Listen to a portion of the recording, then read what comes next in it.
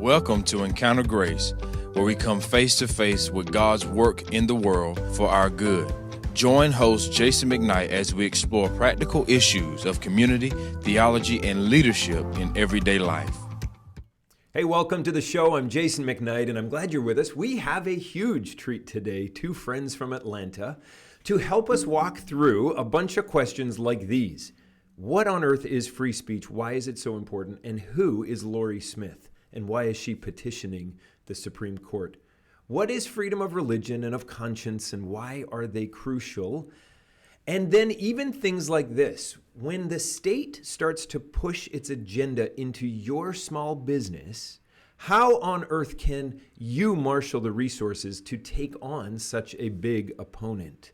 Who helps the little guy in their fight for freedoms that are guaranteed in the U.S. Constitution? So these are the kind of questions we're going to talk about today. I'm not sure we're going to solve them all, but we are extremely privileged to have with us today two members of the group called Alliance Defending Freedom. Board member Gary Smith and Regional Alliance member director Harrison Smith. And it just strikes me, you two have the same last name. We do. Welcome. There's a lot of Smiths. Oh, okay. Well, thank you for being here for a minute. Welcome, guys. Thanks for having us on. Yes, but And we are connected. We are related. Yeah. Father, By son. marriage. Yeah, father son. Yes, Father, son, father, welcome. son. These days.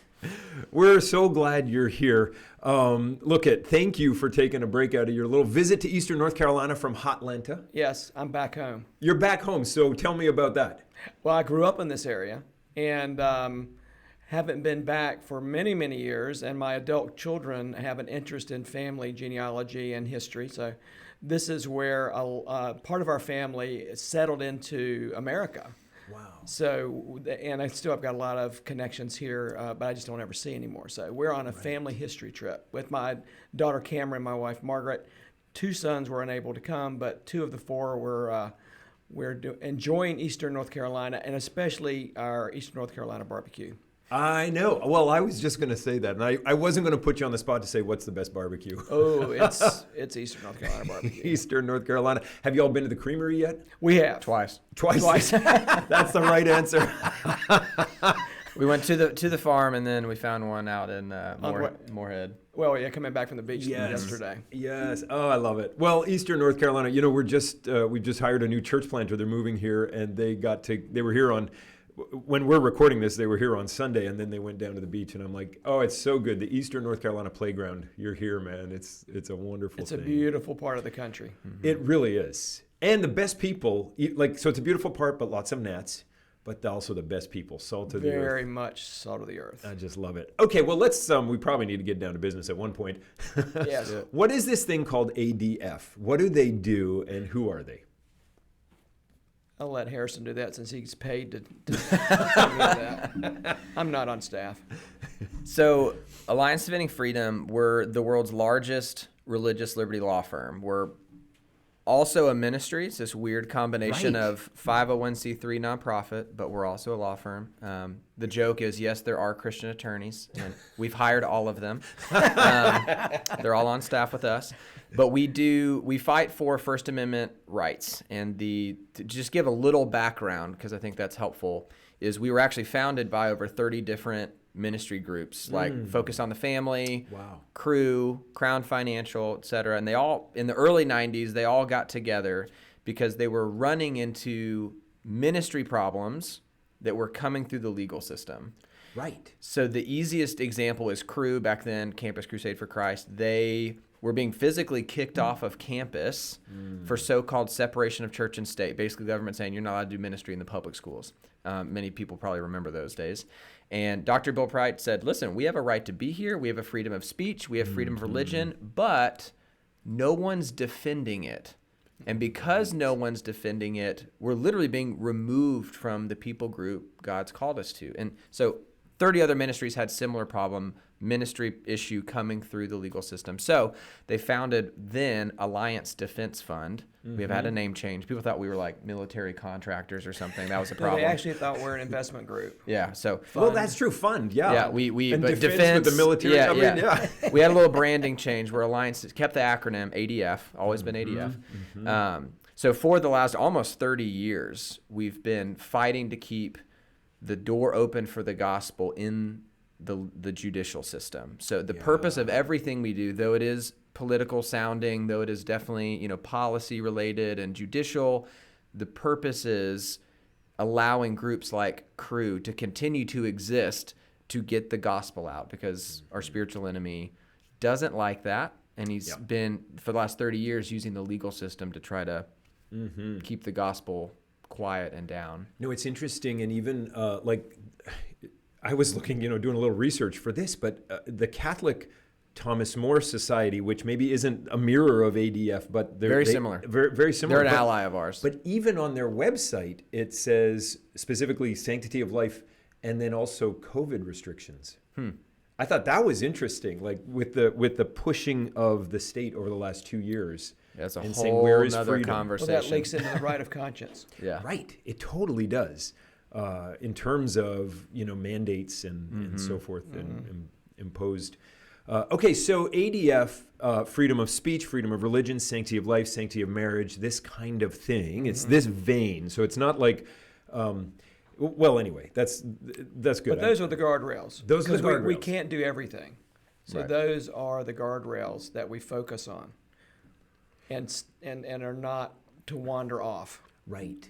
And And every- 100 attorneys, the website says, 100 attorneys, give or take, right now. That's In-house, amazing. and Then then you thousands of allied attorneys that we also work with. Which we, right here in Kinston, we have several Yes. great Christian attorneys who are Partnered with us, Yeah, yep. partnered, and we love that. The latest kind of emails that come in, or the stuff that came into my house just this week, fiscal year end, Freedom Insider, because we're partnering. We can talk about that. The Lori Smith case, Creative 303 from Denver. Poor old Denver's having Colorado's been on the struggle bus for a while. because that Jack Phillips masterpiece cake case, which a friend of ours worked on. Jake Warner has gone from Kinston to work with ADF as an attorney. Jake and Ashley moved out to Scottsdale years ago. But so the Jack Phillips, and he went all the way to Supreme Court, won, and then is being hit again from another angle. But then across town in Denver, Creative 303 is being hit, and ADF is representing her too right now. Yeah. Yeah. Same law that Jack got in trouble under. We're actually we defended him against that law. We're now going on the offensive with Lori's case to say this law is unconstitutional. You can't force speech on people. So there's freedom of speech to say I should be allowed to say what I would like to say, but there's also the freedom to not be coerced and forced to say messages that you disagree with, which is what Jack was, which is what Barronell was, which is what Lori was. Well, it's fascinating because about 5 years ago, when Donald Trump was elected, and in 2016, and one of the designers of dresses for Michelle Obama came out and said, "I am not designing a dress for Melania Trump. There's no way I'm doing that." And I took that to our kids in our youth group, and I said, "Okay, tell me the difference between this and Jack Phillips." Good. I mean, you just tell me, like if Jack Phillips owns a bakery and says, "No, I won't serve you coffee and a donut that I'm making 30 of a day because you look like this or you act like that," then that's absolutely discriminatory. But if you're creating a dress or a cake for something you don't believe in, as much as Sophie had the ability to do that, so must Jack. Yes. How come people don't see that? Because they get confused in they don't know the details, and they get partial truth, and then they form incorrect conclusions based on partial truth. So it's very easy to twist and turn. Jack, Barronell, Stutzman, any and all cases that we have can easily be twisted and turned, where evangelical pastors will speak from the pulpit against what they think is right because they have a half truth. Right. When the media comes and spins Jack's case as Christian cake artist won't bake cakes for gays. And we're a Twitter feed kind of culture where it's a little soundbite. When I hear that soundbite, I go, "Oh, that's not good. Like, Christians shouldn't do that." But then when you actually dig into the case, which takes a little bit more time, it takes a little bit more brain power, then you go, "Wait a second, that's not what's happening." But we have to get below the surface to get some of the details. So, for example, if I can take a second, because I think this is really important with Jack's case in particular. So the headline, Jack Phillips, Christian cake artist, won't bake cakes for gays. What actually happened? Well, Jack is a Christian. He sits in a church like this every Sunday. Here's the word, here's the truth. And then per what I know, since we sat here on Sunday, know what you were challenging us to do, which is don't just take it in here. Let's take it out into the world where it's needed. Right. Jack says, I want to live out my faith in my custom cake artist business. Because Jack's a Christian, one, he longs to serve and love everybody. That is what we're all called to. Is. Yeah. Doesn't matter who you are, what you do, who you sleep. We should long to love and serve everybody. But that doesn't mean we're going to encourage everything. That doesn't mean we're going to condone everything. Right? We know that. Most Christians or celebrate everything. Most Christians would nod their head to that. So, for example, because Jack is a Christian and wants to love and serve everybody, but won't do all things, he has been asked to do Halloween-themed cakes. I personally don't have a problem with Halloween. I would make a Halloween-themed cake. He has a problem. He doesn't want to use his God-given abilities to do, what he would consider to be demonic or, So when someone comes with a Halloween-themed cake, he says he turns the order down, not the person. Right. He's saying, I don't want to do that cake. You can bring me something else. I just don't want to use my abilities to do something like that. So there's one example. And he can refer to another bakery. To a colleague. It's not or like, a bakery. this is the only place in the world that I can get a cake for Halloween. So he's been asked to do bachelor-themed cakes, which are often phallic or sexual. And he's got this cake case where he displays all of his cakes. And he says, listen, I have my 8-year-old granddaughter come into the case, into the shop.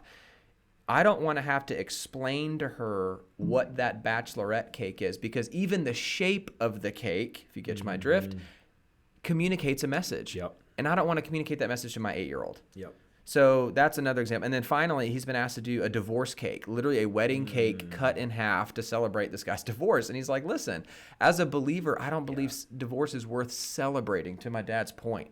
I don't want to celebrate that. So turns the order down, not the person. So when a homosexual couple came in, has no problem serving them. Hey guys, what do you need? How can I help? Well, we need a wedding cake. It's for our wedding. It's a same-sex wedding. That's not an event he wants to help celebrate. That's not a message he wants to endorse or support. So he turns the order down, not the people. And he even said, I'll sell you some pre-made stuff. I'll do some stuff over here. Give you options. But under this law, he's not allowed to do that. Basically, Colorado says if you're making wedding cakes, that means you have to make all wedding cakes. And to tie in Lori, if you're making websites, if you're making wedding websites, well, you can't pick and choose. God, ordained marriage versus same-sex marriage. You have to do all of them. All of them or nothing. Take your pick. Yeah. So leave your faith at home. This is what we're telling you to do. And if you don't, we'll come in and shut you down. Right. And they've tried. I mean, they've tried on Jack over years. Yeah. They still are. 3 lawsuits. We won the first one. The second one ended up getting dropped. And then the third one, we're still fighting. And it's been almost a decade. And he's Jack's a wonderful man, but he's frankly he's a nobody. Well, that's just ma and pa cake shop owner who operates out of a strip mall in the burbs north of Denver. Yeah, he's not in Metro Denver. He's not some major big wig community. Just like this community is. And so yet, it can happen anywhere. So and it's almost like somebody heard about the Halloween and the divorce cake and said, oh, we can use this and exploit him for an agenda. Yeah, I mean, that's me saying it. It's very strategic, by the way. This is not random acts of coincidence. These are very strategic. Yeah. But we also live in a culture that, the culture is just frankly changing. It's not, it's not not only is it changing, but it's changing rapidly. Like we were just talking the other day in the car. Same-sex marriage was only legalized 7 years ago. 2015. Yeah. 7 years ago. It seems like it's just always been that way. And it was this time of year. It was. Because I remember. It was the end of the term. It was the end of the Supreme Court term because it was such a major case. Well, it's like the microchip. They said, when the microchip was invented, everything changes much more rapidly every year. Exponentially. Yeah. So we've seen that culturally. So at this point, it's not I asked our attorneys the other day and said, how much of our legal issues that ADF deals with, how many of them are malicious and how many of them are just happenstance? Yeah. And they came back and said it's about 50-50. So which is interesting on both sides. It's interesting that half the time people are looking for a lawsuit. And the other half of the time, it's just because it's the culture that we live in. Right. Like the gentleman that sued Jack Phillips they weren't looking for a fight. They were just looking for a cake.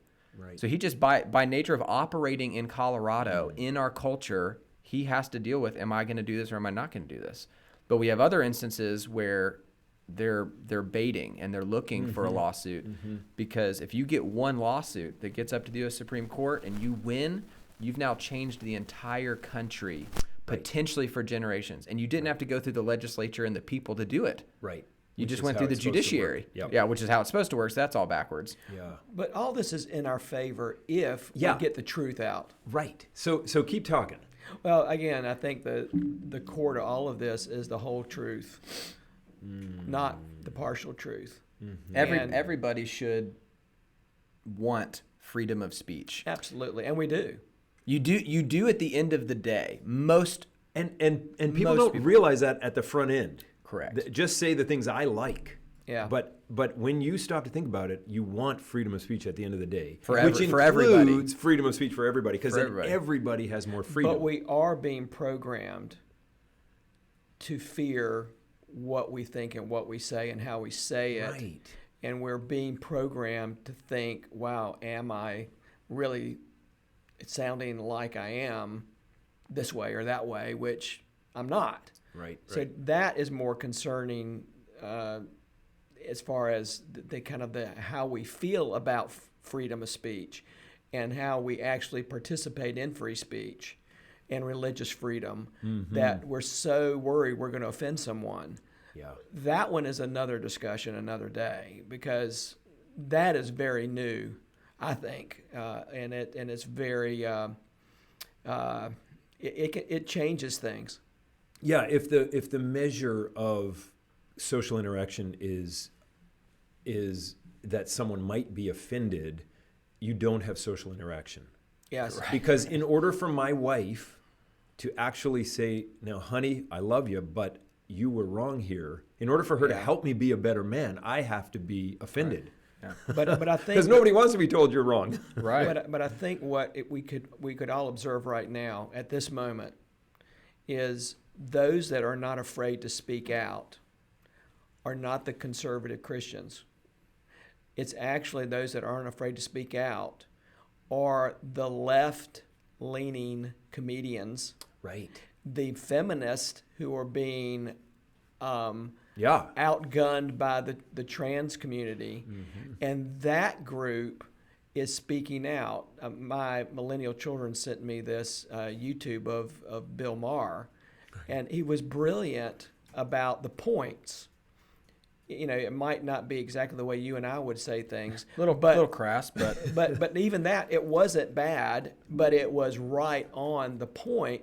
Now, could you as a pastor, would you feel comfortable addressing all of those things in a casual conversation in a room where you don't know who all's opinions, how they are actually leaning?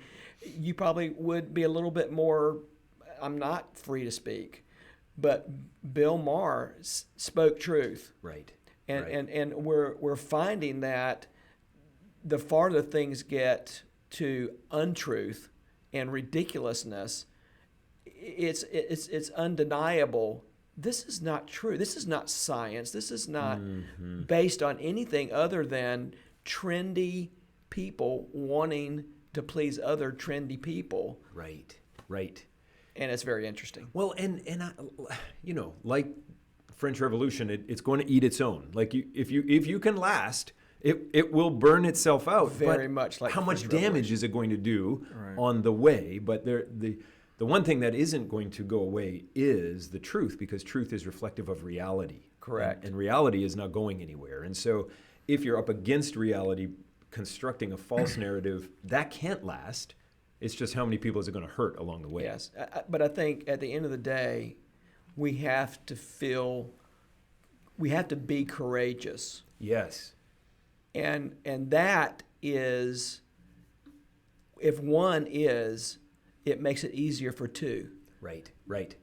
And what you're doing, Jason, is a form of that. And what we do in our sphere of influence is to have these conversations with our teenagers, especially with our grandchildren, with our peers that may not be as conservative or within the faith, the realm of the faith, but to be willing to agree to disagree on things. But let's have a discussion. Yeah. And not feel like I'm going to offend people, therefore I have to keep my mouth shut. Or if I offend someone, what are they going to do and say about me? Yeah. Well, Gary, let me zero in on your service on the board at ADF. So that's a behind the scenes thing. You're not out in front. You're making sure that because it's a charity, a 501c3, Yes. that the governance is done right in line with the integrity of the gospel as well as the laws of the nation. And what got you interested in being on the board? How did you get on the board? How long have you been there? What do you love about it? Yeah, well, Because it's not sexy work. well, I think back in 1994, I met Alan Sears, who was the founder of ADF, and he came to a Christian business owners conference called Fellowship of Companies for Christ, and he was one of the many speakers. And he had, at that point, just been chosen to lead this fight. And he just shared the story that Harrison shared about Bill Bright and Dr. Dobson, others, that this was called up to be as part of our future in protecting and keeping the doors open for the gospel. And Margaret and I were there together, and we just looked at each other and we went, thank the Lord. Because if you look back and you see what was happening in 94, compared to what is happening today, not quite as dramatic, but it was still, everything was changing rapidly. Right. You still felt, as a young father of four, I think in 94, our last was born in 94, I had 4 young children. I was very concerned about what their world was going to be like. And when Alan says, well, we're going to start standing up and we're going to start countering this tide that is sweeping through the country, and we just signed up. I mean, we just said, sign us up. Right. So So we started writing monthly checks then, and then within probably 8 to 10 years, the culture of ADF, because Alan literally only had one assistant at that point. It was he and one person. wow. And we got involved as the organization grew, and they created a group of volunteers who wanted to do more than just write checks, and that group was the ambassador group. And they were the grassroots people in different communities. Right. And ADF is very relational, and they hit this bullseye with spreading the word through grassroots, not through some ad campaign, because we didn't have the budget. Yep. So this was, and as you're hearing this message, it's amazing. Some people still have heard of Alliance Defending Freedom, but it was through grassroots. So Margaret and I got involved. We were in the first ambassador team, along with other people from other states. Yeah. And then the board thing came up as Alan retired and Mike Ferris came in. Mike wanted a grassroots person on the board. Because I really, this isn't now a major nonprofit. Yeah. And I am not one of these people that sit on 7 or 8 boards and this is what I do and this is what I enjoy. It's like, I'm not that guy. Right. But I am a grassroots guy, and I was always been a grassroots guy, and I've seen the organization grow, and I know a lot of people internally, and I've just seen what God's done. So I got called and asked, and on that premise of that's what they were looking for, I felt like I can accept it. But I originally said I'm not qualified, and I don't think I'm the person. And then Mike Ferris defined it, and I went, okay, I get it. Yeah, I get it now. And I think this is the future is the grassroots. So everybody that's hearing this is you can make a difference. Yep. And every person, there's something to do. Yes. We're all God's masterpiece. And we can encourage, and we can and within that, it's contagious as we get engaged just a little bit. It doesn't take many people to move the needle. Right. It really doesn't. And that's where, and I'm dying to talk to you, Harrison, about your role. So we'll get there. But that's where the spiritual, fervent prayer for renewal and revival, Yes, tags up with 1 Corinthians 10:31. Do all things for God's glory. So every moment of my day, each one of us, as we're out in our Yes. workplace, in our neighborhood, in our community, for God's glory, for God's glory. What can I do to further integrity, truth, grace, kindness? And we'll see God's glory. Yes. So it's the prayer for renewal, but it's also we'll go to the school board meeting and be involved. Go into Yes. the classroom and read with kids. Like it doesn't have to be, give to places like ADF or the Yes. Thomas More Society, but on all the levels, do it all. Like just, do yes. something. And ADF has wonderful tools. They so do. We all can be involved because we just go and grab the tools that they've created, put it in our toolbox, and we can be very impactful and effective. Yeah. So if anyone's listening to this, as a mother, as a father, as a grandmother, as a grandfather, as a young adult, which he kind of woke up to the call of in his life of, I like this and I can engage in it. Just go to the website and you can see, but there's an ambassador portal. Yep. There's so many places. As a lawyer, you can volunteer. As a mother, you can volunteer. It's just a wonderful culture. I mean, it really is. Harrison, what is your role as Regional Alliance Director? What do you do, and how can you help? Because I think it's going to tag up exactly on what Gary was just saying. Yeah, and to just put a little, I find that in my own life, I've struggled with when things like this come up and it's like, you can do something, you can make an impact. That can feel very overwhelming to go, but it's like, all right, well, you can save the world. It's like, okay, where do I start? Right. And I think just you take in this information. All we can do is take in the information and then go, all right, Lord, Yes. what do you want me to do? That's the key Because question. we could say, all right, and I'll tie this into my conversation with Alan Sears, our founder, and how that actually moved me into working for ADF is, I'll tell the story in just a second. But it's easy to go, you need to join the school board, you should go to law school, run for office, write a book, do blah, blah, blah. It's easy to do all of that. And if it's like, yeah, those are all good things, but the Lord may call Gary to do that, but not call Harrison to do that. Yeah, so it's different roles. It's easy to prescribe, well, this is what we need to do. And it's like, and it may even sound very good and spiritual, but it's like, who am I to tell you what God wants you to do? What's exciting is he's actually got it written out already. Right. Like God's not going, all right, wait till you come to me, ask me, and then we'll sit down and we'll figure it out. He goes, oh, I'm glad you asked. Here's actually how I created you. Because you may be a mother of 5 and have no money and have no law degree. So what does that person do? Oh, well, there's actually a lot, because you get to work with moms in your neighborhood and you go to the moms group at church and there's your influence. Yep. And that's, and they met, it's so fun to think of. So anyway, I can go on that for a while. So it's just take all this info in and then pray and say, Lord, what do you want me to do? And then you obey it. And then you obey it. That's it. And you can get excited about obeying it, knowing that God's not going, go save the world and good luck, buddy. Hope you figure it out. Because if God is God, He knows how to communicate with you. Yeah. Like, it's not that complicated. Just say, Lord, you tell me. And He's put the tee out there and put the ball on the tee and that thing, and He's shown, and He's going to be swinging behind you like a good dad. You don't have to worry and go, but what if I? Yeah.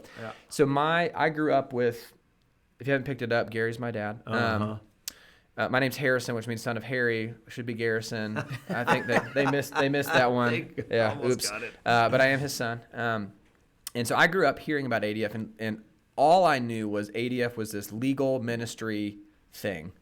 That was it. Thankfully, as much as my dad and mom are grassroots people, they didn't shove it on me. They didn't say, you need to get involved. They just said, this is something we care about. Well, I graduated University of Georgia, marketing degree. I was out on my own and started taking up a love for things of culture and what's going on. And And they said, hey, you may want to look into ADF because there's this whole other world, legal, not political, legal that's going on that I think you might be interested in. So I read this book called The ACLU versus America, which was Alan Sears's like original book on the culture, the issues.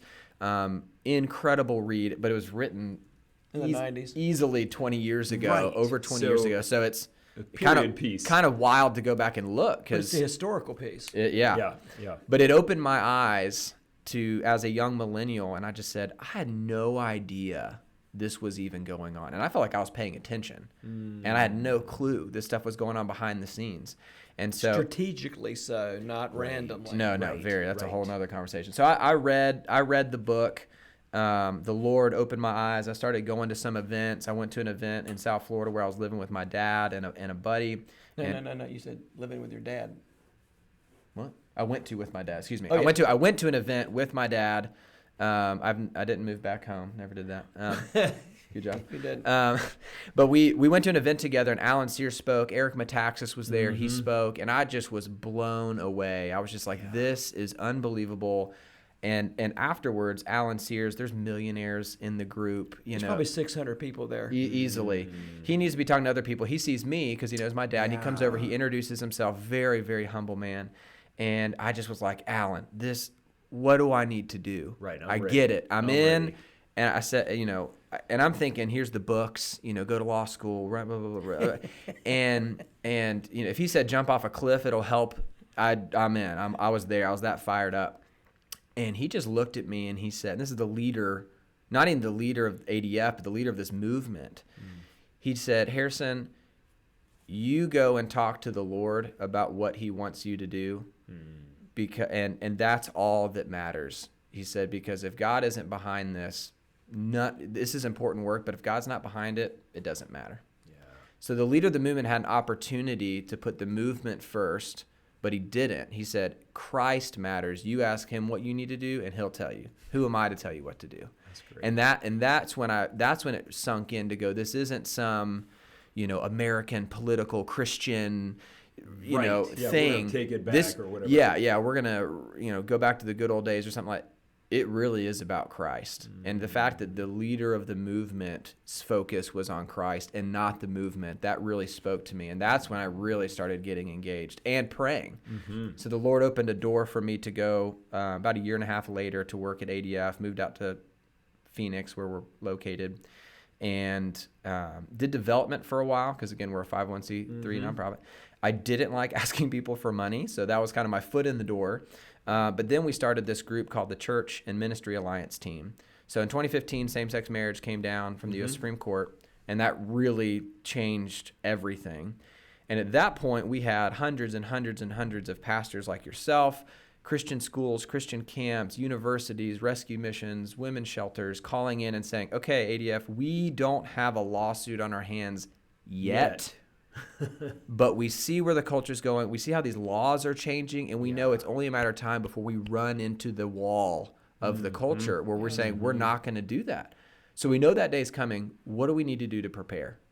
And at that time, circa 2015, 2016, ADF didn't have an answer. By nature of being a law firm, our work was always reactive. Right. When you got sued, you came to ADF. We were your attorneys. We won your case. It was great. But this was asking for proactivity. So we created this program called the Church and Ministry Alliance, where we help churches prepare and navigate the culture by working on their documentation. What are your hiring and firing policies? What's your stance on gender? If we've got a Sunday here, and you got a gentleman who comes in who's presenting as a female, and they start walking towards the female's bathroom, what do you do? What do you say? Who says it? What are your policies to back up what? Most churches and ministries are completely ill-prepared for that. So you get the top attorneys in the country on religious liberty, the top experts, to come into your church or your ministry. We walk you through that proactively, and then you get reactive help. If that happens, while it's happening, you can call ADF, we'll plug you into an attorney, and they can get you an answer like that.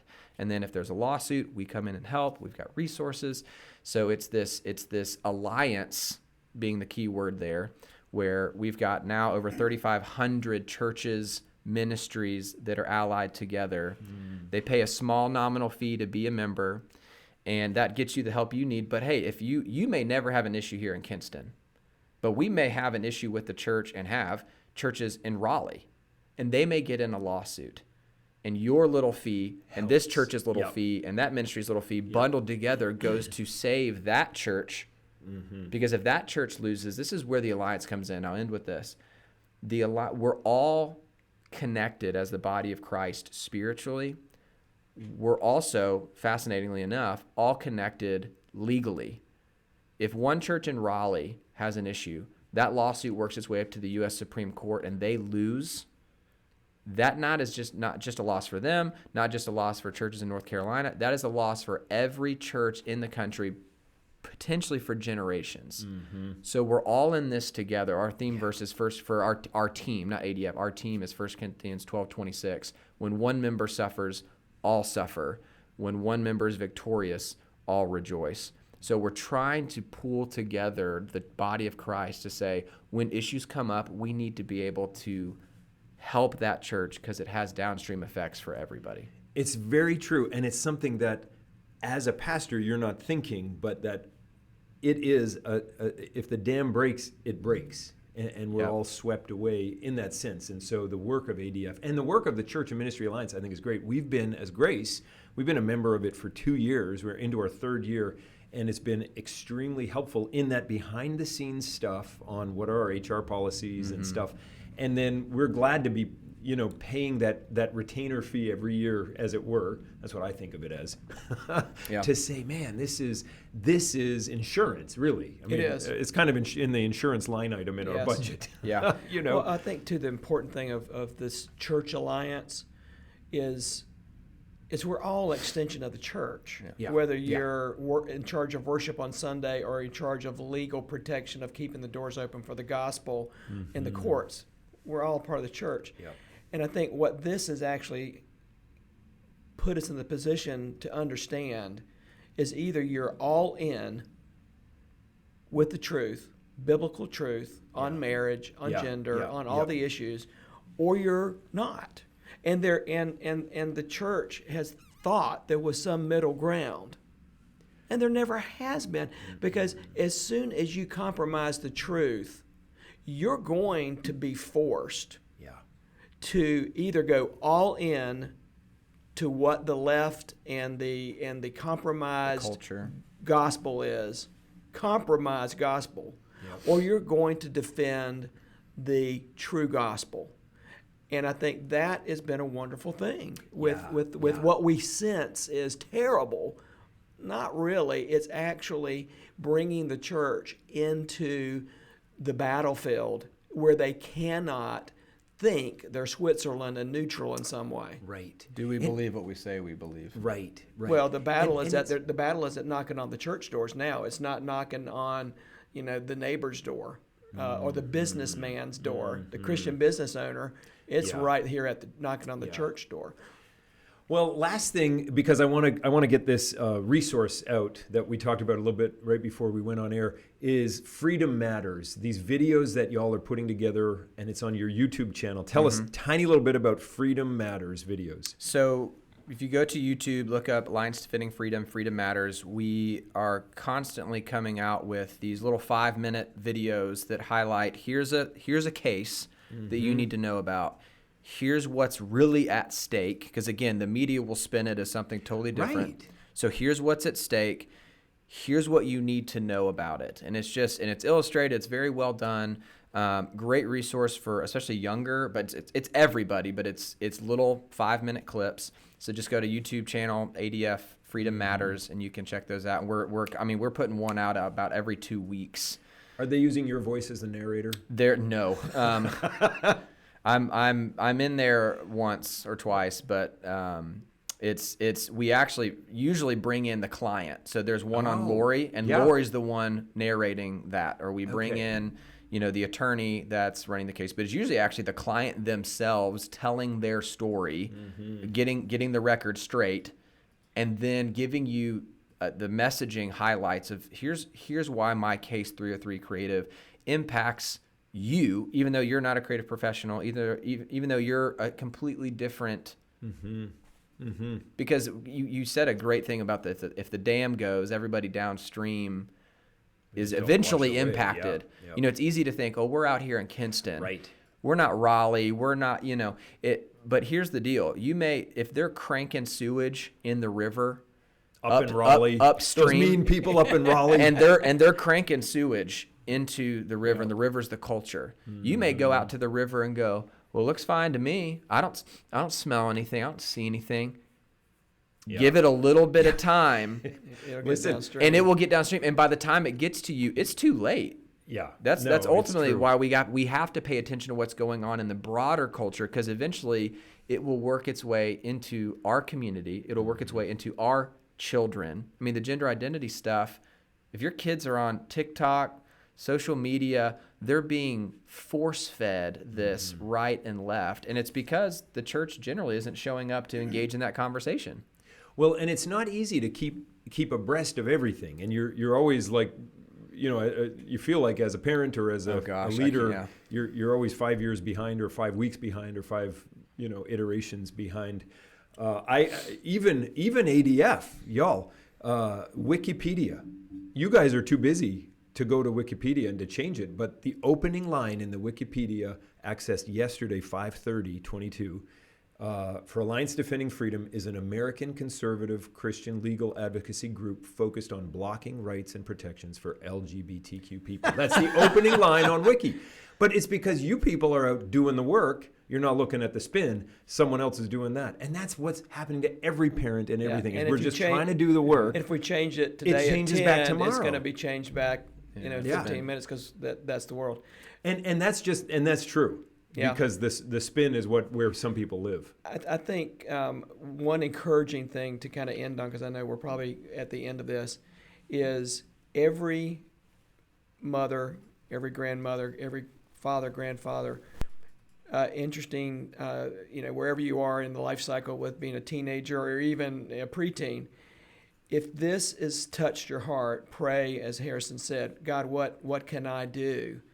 And then go to the website, and there's places that you can get tools and encouragement and get plugged in. And if you've been gifted as a leader or gifted as someone who loves to give, I always think of a portfolio of giving. You always give to your church, and you tithe first, and then out of the overflow, you give to other groups. But to me, ADF is a no-brainer to have in your portfolio of giving because of this. If ADF's mission, if we fail, your church will no longer exist to the degree that it exists right now. Downstream, yeah. Yeah, so to me, if everybody does a little bit with a gift, with engagement, with sharing a YouTube video, and just talking about being engaged as a grassroots player to some degree, and get out of off the sidelines. Get your jersey on and get in there. We need everybody on the field right now. That's right. I love it. Thank you so much. And just like Alan Sears said to you, Harrison, pray about what God wants you to do and do it. And just do it. Amen. I love it. Can I add something onto that? Because I think just the spiritual aspect, the gospel aspect of all of that, my dad touched on it, which is why as we as Christians do we need to pay attention to freedom of speech or rights of conscience or all of this stuff? And it's because as Christians, we understand that everything is spiritual. Ultimately, if you get an argument with your wife, there's what you're arguing with your wife about, but then there's a deeper thing that's going on that's always spiritual. And what we're finding is, and this makes sense if we sit down and think about it, is if Satan cannot have the truth about marriage, the truth about gender, the truth about the gospel, and about the inerrancy of Scripture. He can't have that going out through your church, through your camp, at your school, in your youth group. He can't have that. So he's got to figure out ways to, because Satan knows the Bible's true. He knows when the word goes out, it won't return void. Yep. So he has to prevent it from going out. So if he can keep you scared to speak on these things, whatever it is, then he wins. And ultimately, if people say, oh, well, persecution is good for the church, it is. And the church often grows under persecution, it does. We're not trying to preserve the church. That's not our role. Right. That's not what we're trying to do here. What we're trying to do is preserve the freedom of the gospel to go out. Right. Because if freedom of the gospel going out or the truth going out doesn't happen, if that's restricted, who loses? We don't lose. Right. But our neighbors do. If our neighbors do, the lost loses. And so that's what we're. If we can't talk the truth about gender, I don't lose. I don't struggle with that. Right. That's not my problem. The little girl that's only being fed one side loses, Right? Because she's told that. And if you can confuse somebody on whether they don't know if they're male or female, and I believe that's real. If they're really struggling with that, and you can confuse that individual on everything. You can confuse them on such a basic level. That's spiritually what we're dealing with. So as Christians, we have to engage this because the lost is at stake. The church will continue. The church will go underground. We're fine in here. Right. It's about the freedom to speak the truth so that the lost hear the good news. Your identity isn't who you have sex with. Your identity isn't in what plumbing you have. Your identity is you're a daughter of Christ. But if we're not allowed to say that, or if we're scared to say that right? So that I just wanted to take it back to what are we really dealing with here? Right. That's what we're dealing with. Yeah, and it's alliance defending freedom in its deepest sense, which is the freedom to know the truth, because the truth sets you free. I mean, absolutely. Well, Harrison, thank you for working with ADF. Thank you for serving the Lord in this way and partnering with churches like us and helping us. I'm glad to know you're our regional director, and if we'll get your phone number if we need anything. Gary, thank you for the years that you've served on the board of this great organization, and that's thankless. I mean, board membership is just a lot of work and no glory, and so thank you for keeping it on the rails. It's an honor to serve, and this group, again, is an amazing group that is centered on one thing, and that is Jesus Christ. Amen. Amen. Well, thanks, guys, for taking the time today. And everybody, thank you for joining us here. What a great thing to be able to engage with you all, along with Garrison and Harry. No, that's not right. Harrison and Gary, as we have a little fun today. Have a great one, and we'll see you next time. This is a ministry of Grace Fellowship Church in Kinston, North Carolina. Visit gracekinston.org or follow us on Facebook and Instagram.